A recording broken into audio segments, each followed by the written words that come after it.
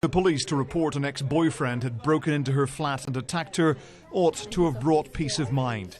Instead, this woman faced a second ordeal. The response I had from them, from the first officer onwards, was appalling. He showed total disinterest. You know, they're supposed to be impartial, unbiased, and he almost had it in for me. I said to him, I don't know why you're treating me like this. You haven't taken a statement from me. You haven't looked around. And I had marks on my arm where I'd been assaulted.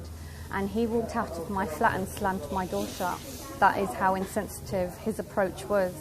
She's one of the women who gave evidence for a damning report into police attitudes to domestic violence that the Home Secretary calls disturbing. It shows significant failings of visible police leadership. It shows a lack of right attitude for victims, and it also shows, sadly, the police even failing to gather evidence of the crimes that were being committed.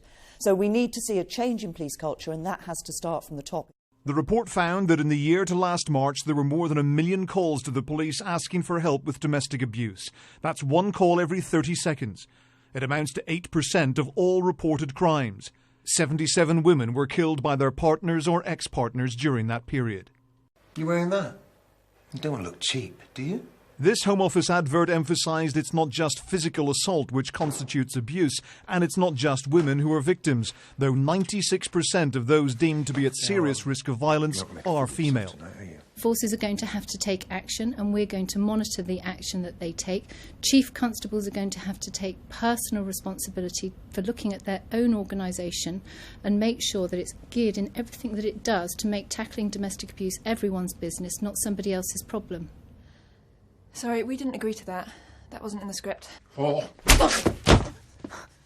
Keira Knightley may have simply been playing another role when she starred in this harrowing advert for Women's Aid, but for hundreds of thousands of people this is reality, not fiction. Now police officers who deal with it will be told it's not a second-class crime unworthy of their time. Ian Woods, Sky News.